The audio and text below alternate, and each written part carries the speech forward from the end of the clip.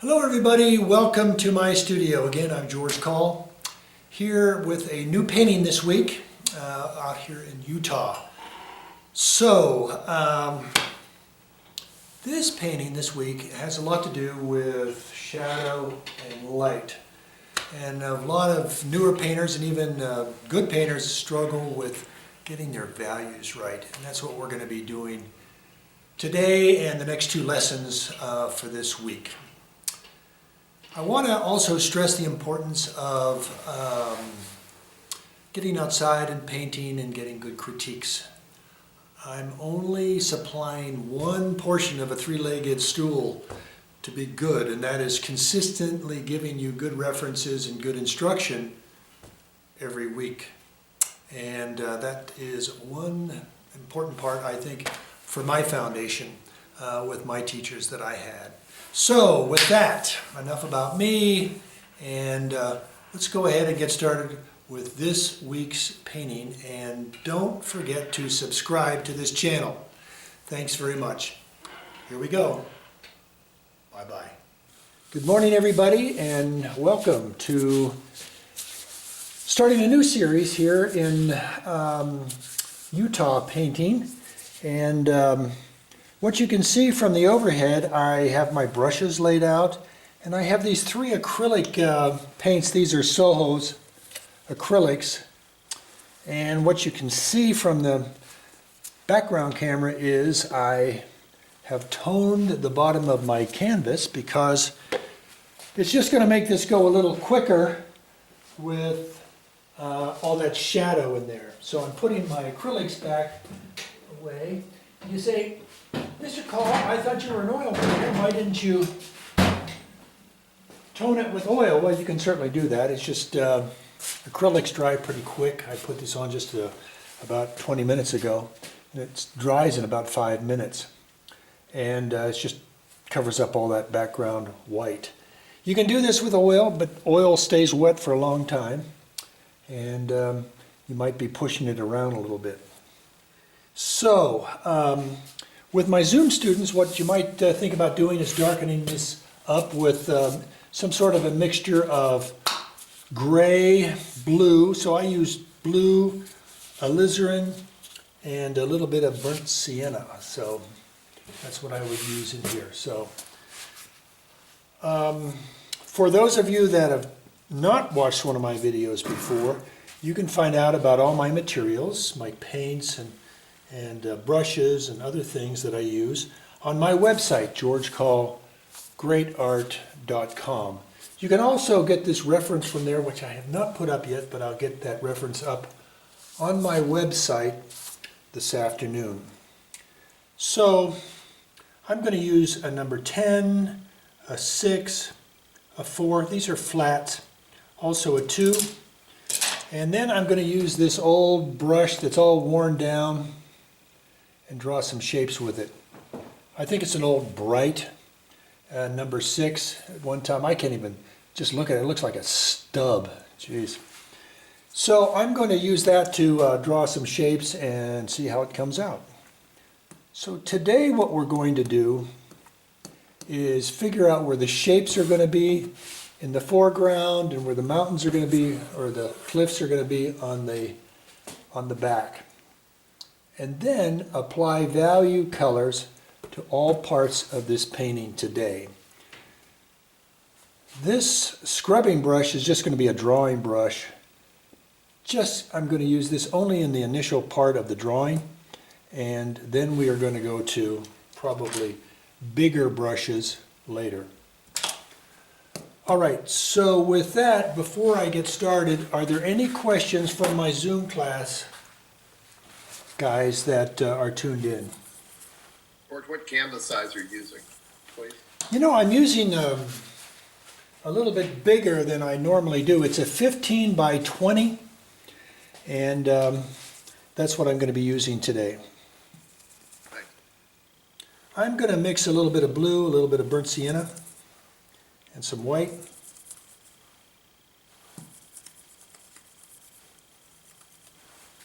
And today, because I have a lot of orange cliffs, I'm going to add some Naples.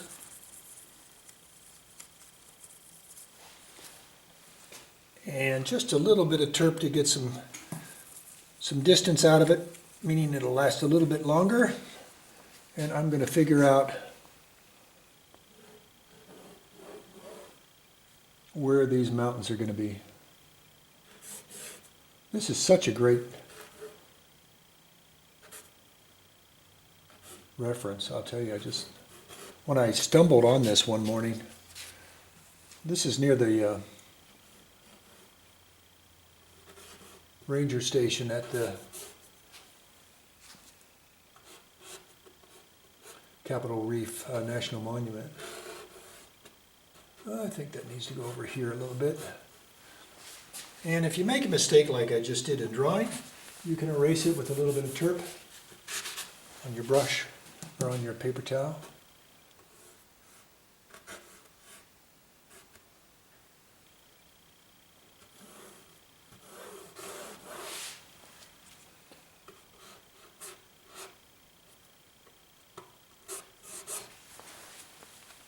You see, I can erase it, and it doesn't erase the stuff underneath it because it's dry. There's also light coming through here, and I'm going to make a line for the light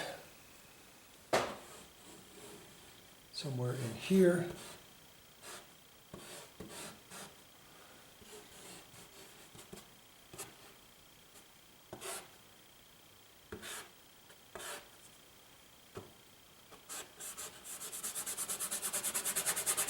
Big shadow in there. I'm going to add more blue to that mixture for that shadow.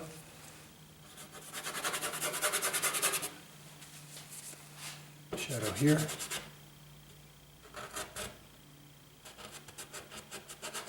Shadow here.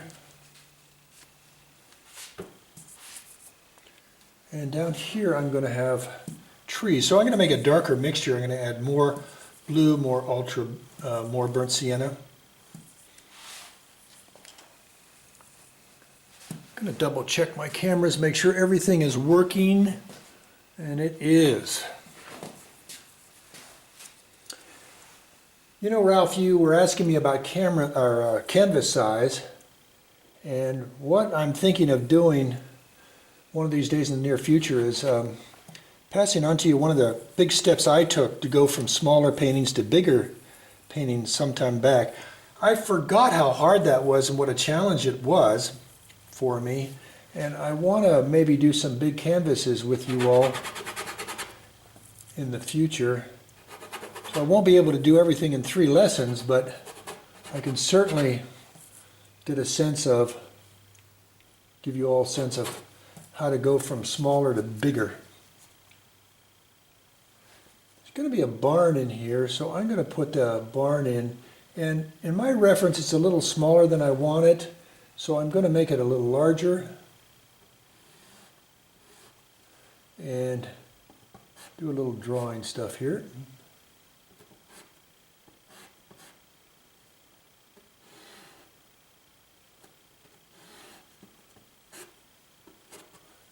I love these barns with angles on the roofs. Okay, you all have to get online today and Google Reporter Herald, Loveland, Colorado. That's our local paper.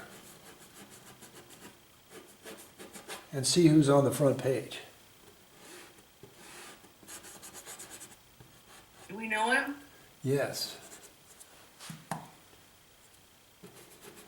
You're looking at him. That's what I figured, George. What were you arrested for? Thank you, Anthony. I was in the police lineup, right? I won't go any further. What I'm doing here, these are tree shapes of some sort that I'm trying to get in here. And I like this fence deal, kind of how it breaks this big area up.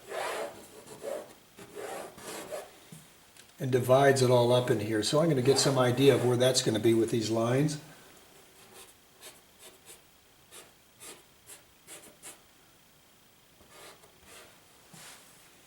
And then here is a nice triangle. And then this rabbit brush stuff, or some sort of sage combination and brush. And that's what this is right here.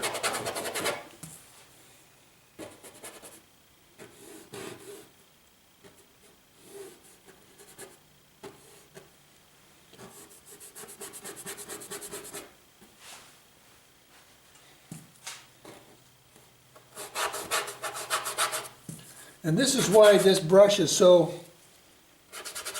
called a scrubber. It's dull. I use the side of it a lot and make these shapes.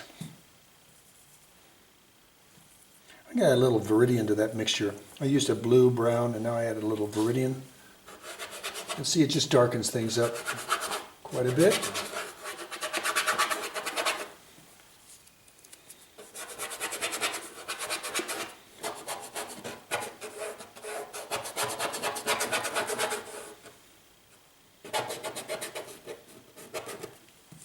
And it looks like this shrub stuff goes along the fence line quite a bit here. And you know, a lot of part of this business of art is really paying attention, of observing. And I still miss things. I think there's some sort of a road and fencing here, so there's a dark coming out here.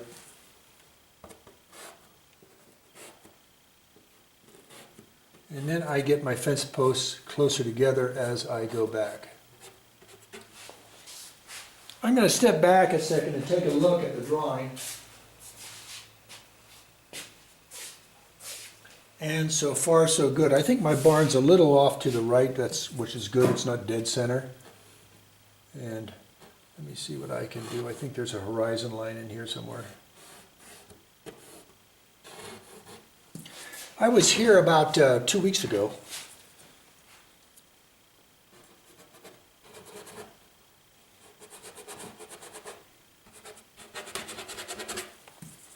And the weather was, I was out for 6 days, a place called Torrey, Utah, and then, which backs right up to Capital Reef National Monument, or National Park, I'm not sure. I think it's a national park.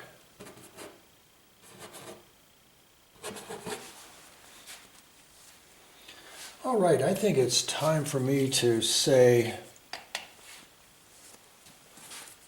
good enough here. I think there's some, this carries off here this way.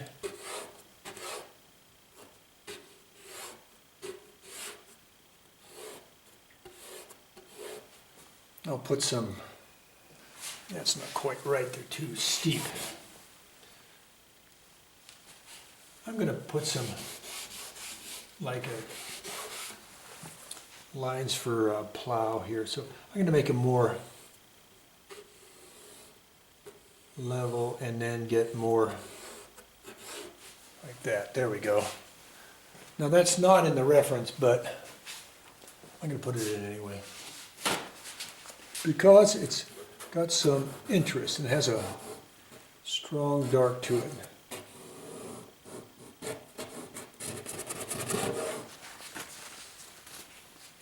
So now my composition is starting to make some sense. I have some lead-ins here. See these coming in? Some opposing lines this way. And then the fence, kind of giving it a break. A little field here, and then the roof of the barn. Now I'm going to spend a lot of time getting that barn right and drawing it right. That's an important part of the foreground. And the important thing here is getting the values and colors right in the cliffs and getting the shadows right. Boy, that's a blue sky. Sometimes you see those. The 6 days we were there, the first 2 days was full of smoke from California. But the last 4 days was this bluebird green. It was just great. When I'm picking up that dark, and cleaning off my mixing palette, and I want to go in here and do a little drawing corrections on this barn and make that right. So I'm going to make sure it's good and flat on top. I'm getting some turp on a sharp brush. I think I'm using a number 4.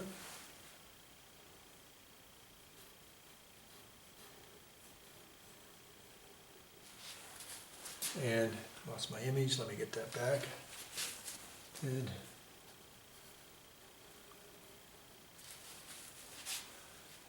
I'm going to get some angles right.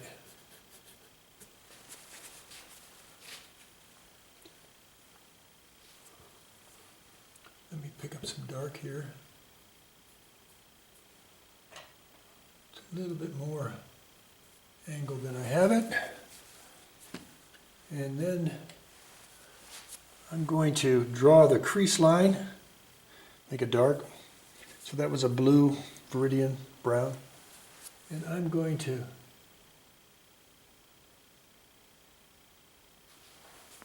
that's the crease line for the 2 roofs. And then put a stronger angle on the lower one.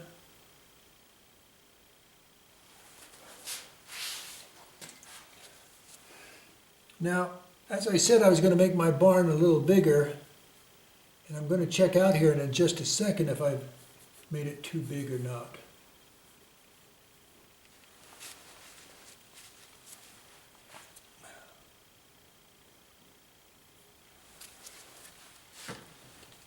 I'm going to go to a bigger brush right now to do some erasing on that barn. So this is number 10.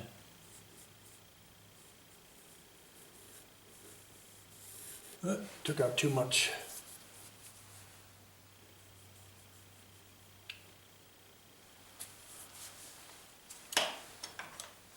And I'll go back and get some more dark back in there.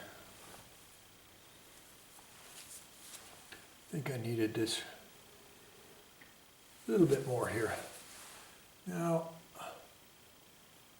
when you're dealing with man-made objects in a landscape, you have to be asking yourself, do you want it about the object, the man-made object, or do you want it about the nature around it, the landscape around it? And what I want this to do is to just support and add interest to the surrounding, magnificent cliffs.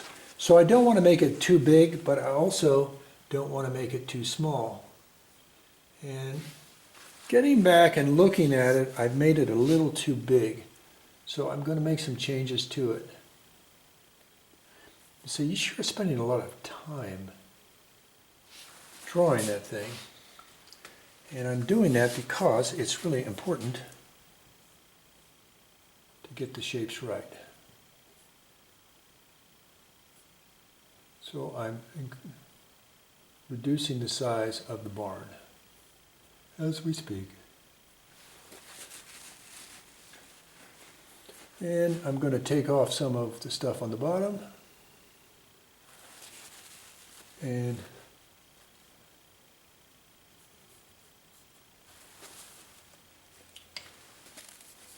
step back now and see if that works any better.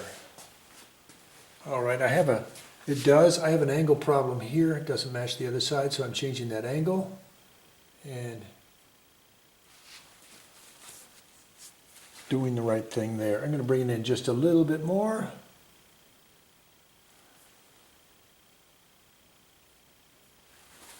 And I'm going to bring the bottom up. Since I've made that one change, I've got to bring him up a little bit more to there.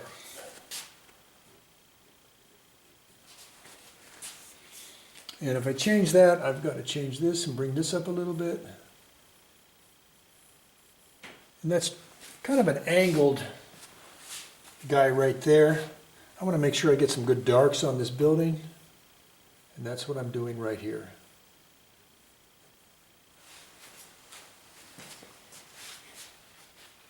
Now, you're not going to get a good sense of it till you get a value in it, so let's just do that.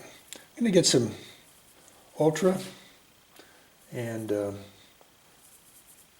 little bit of gray. I'm going to put some green in there, viridian, ultra, a little bit of red to purple it down. And let's see what this does. Added some white.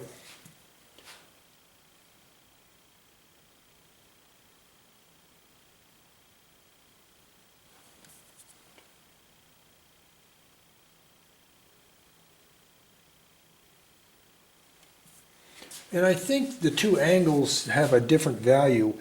The top one is a little darker. The lower one's a little lighter because it's more horizontal. So I'm going to add a little bit more blue in that mixture for the top. And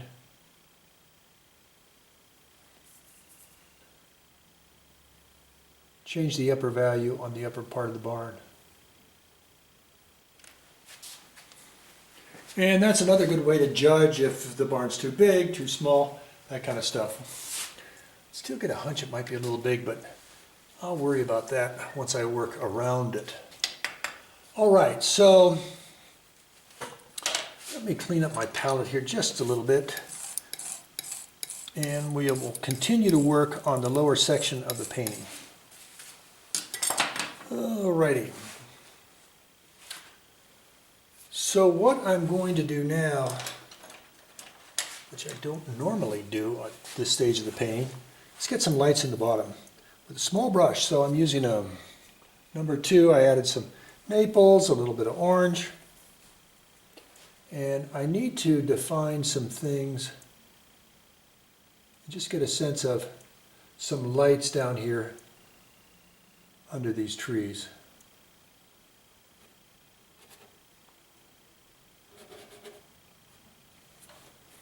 I know some of it's green, some of it's this or that, but I'm going to just get some lights in here for now.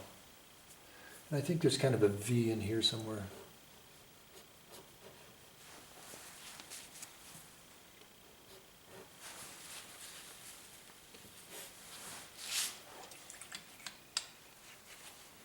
And I think I need to lower this just a little bit in a few places. And that gives a little bit of a line of coming into this interest area over by the barn. Added a little bit of light on the right side of the barn to emphasize it just a little bit. Okay, that's enough with that small brush, but let's get down to business here and get to number 10 or 12 or whatever's big that you have and you feel comfortable with. Go to your big brush and let's start getting some big areas of color and value in this canvas. So I'm going to mix up an ultra blue and a little bit of King's Gray or Royal Blue. I'm going to add some alizarin to it.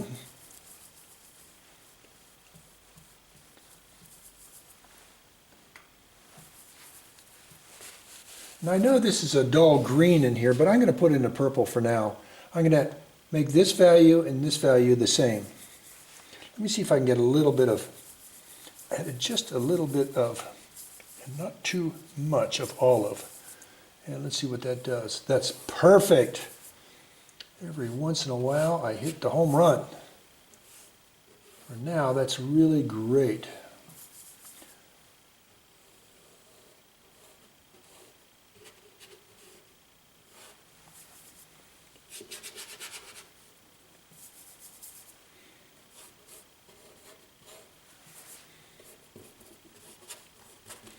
Don't have to be too careful at this stage. Sorry, I hope I didn't have too much of my chin in the background camera. And of course I didn't make enough. I'll make some more. Ultra blue, royal blue, a little bit of alizarin, olive, more royal blue.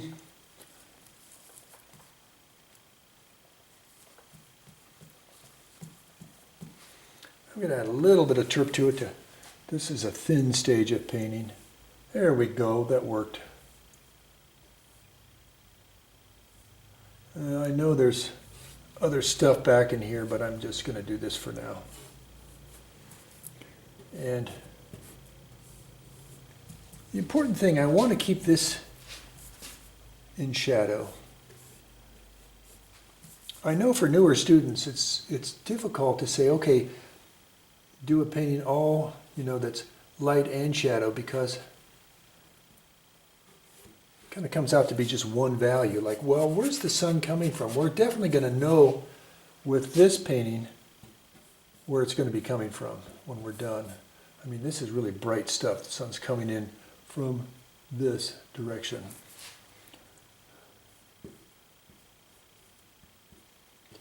Try not to lose too much of my stuff in there.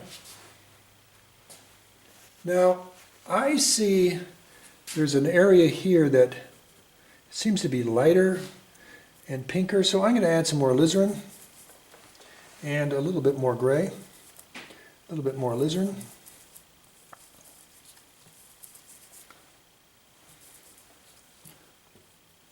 And I think this might do it. And I'll add some in here too.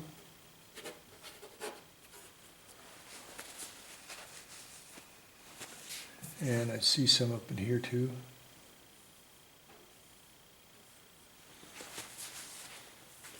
And it's important, don't have to paint between the lines, just be in the general neighborhood.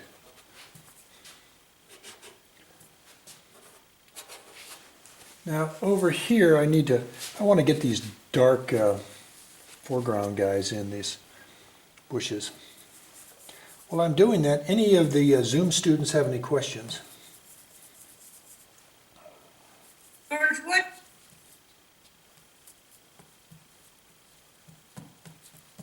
Didn't get it, Jan. What's the question? What color is royal blue near? Because I never see it at the store. That's a good question. I would say ceruleum and cobalt and white would be your closest mixture. Just a little bit of white. Jan, Yes. royal blue is very similar to the blue of the navy blue. Oh, okay. So I don't know if that would help you or not. Yeah, I get a sense. It's pretty dark. Yes. Blue angels are painted that way. Okay, so here's the mixture that I used here was ultra, threw some ultra and some olive and a little bit of alizarin in it. And I'm doing these dark guys up in here. Might help with a few fence posts too.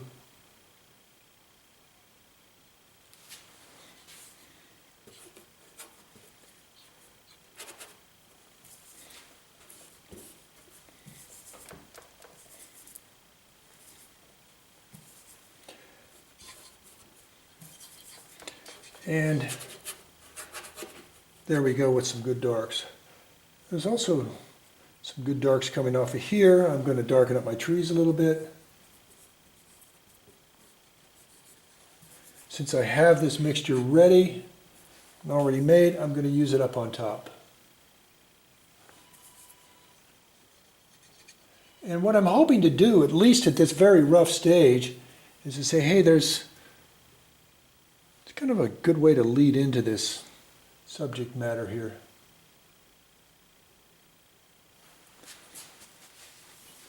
I think there's also some darks. Oh, I can't get it. They kind of come off of here. Yep, a little too sloppy to do that. Not working too well on that. And there's some darks underneath the trees. I'll try that.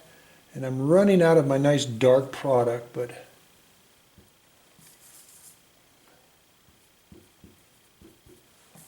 I'm going to use as much as see if I can get as much out of my brush as I can. And there we go. And as things get back to get a little softer here, which I just did with my brush, I softened just by dry brush technique. And I want to make sure I make things a little darker up in front with these bushes as they come forward. Boof, boof, right there. How do you like that sound effects? There we go.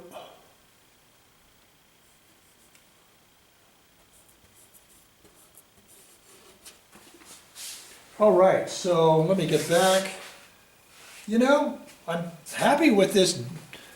What I want to do is say this is dark and subtle down here, and I hope you students have the same effect with yours too. Putting some dark in there.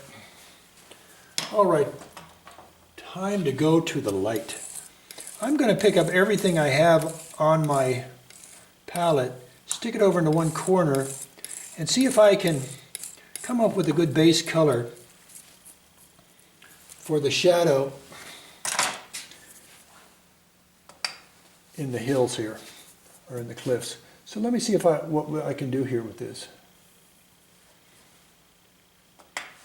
It's going to be a lighter shadow, but let me at least get this in for now.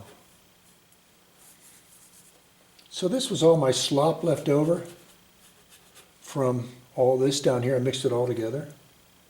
And what I'm just trying to do, I know it's not perfect, but it's going to say to us, okay, this is where the shadow is going to be for this upper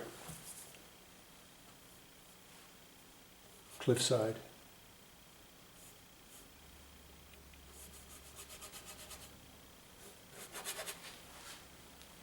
And what I want, right over here by the trees, that's the darks touch. So there's some sort of connection between the two. I think there's some shadow over here, here, and over. I think this goes over pretty strong here, here. Starts out narrow and then widens here.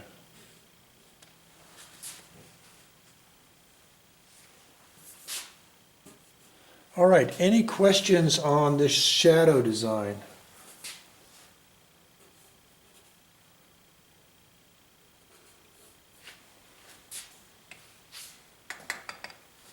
Okay, that's the last we're going to use on shadow. I don't know if I have much left, but I'll pick it up and put it, what little I have left, on the upper left part of my palette.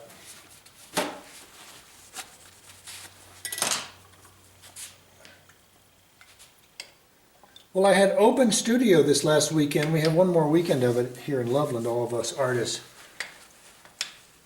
put this thing together.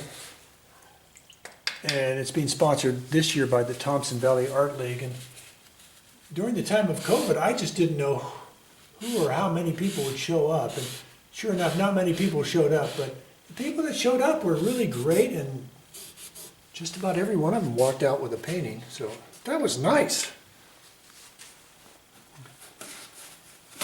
To make a little money during the time of COVID.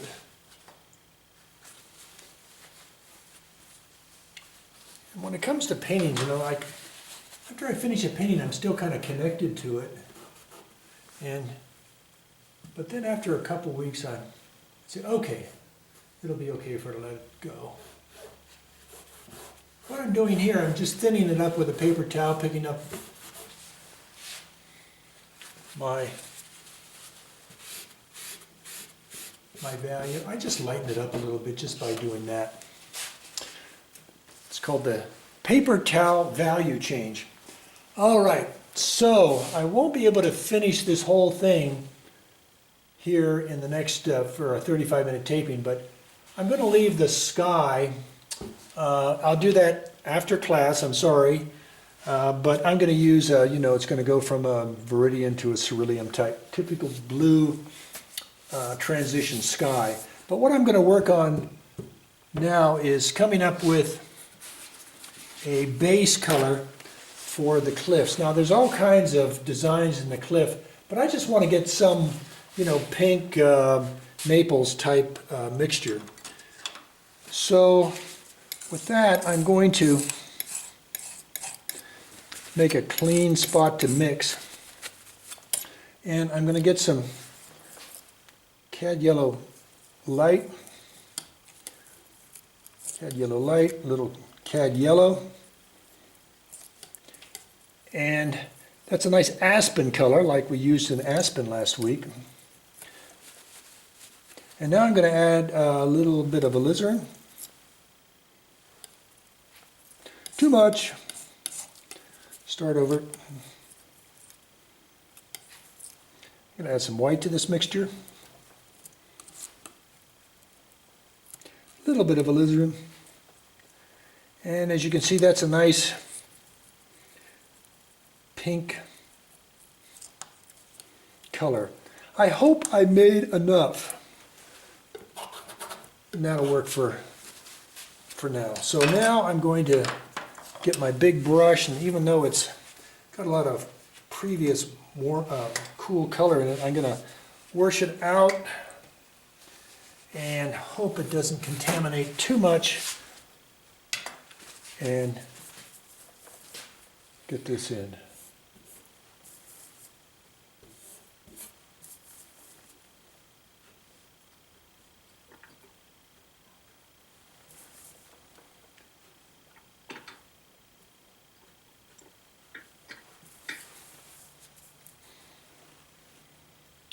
All right, and I'm just going to apply that in the appropriate places as best I can.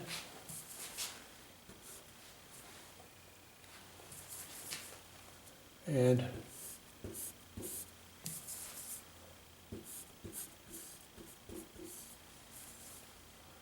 even though this is white up there, I'll put it in kind of thin like that on that area.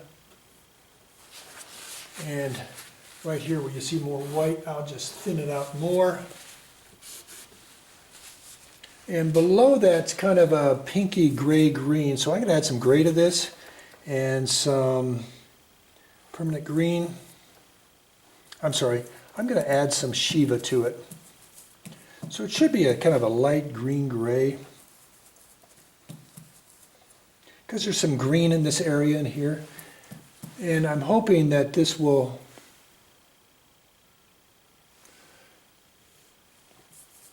let me get an incoming call. Let me say, call you back, message.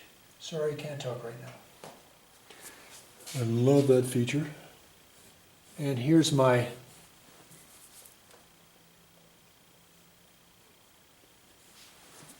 oh, that is making a big difference. Now it's gets more orange as you go over to the right. And I'm putting it in thin enough so I can work over it tomorrow.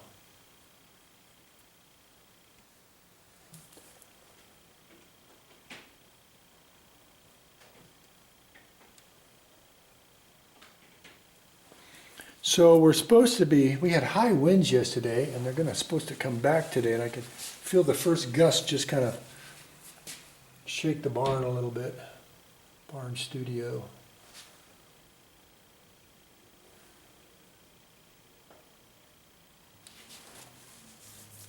Then I think there's kind of a jump to it. It's right in here, it kind of goes up, and so it's not such a straight line. And it changes again here. And then I think I have some darks. What colors are those, George? Which ones? That kind of green you just made, that? Well, I was mixing on this pile, on top of this orange pile. Jan, you can see it when you watch the tape here later today. But what I did, I added some Richardson ice blue gray and some Shiva. Oh, interesting, okay. And that's how I got that light green in there. Alrighty, I need to bring the YouTubers to an end, otherwise it takes too long to download this thing. And what I'm going to do after class is do the sky.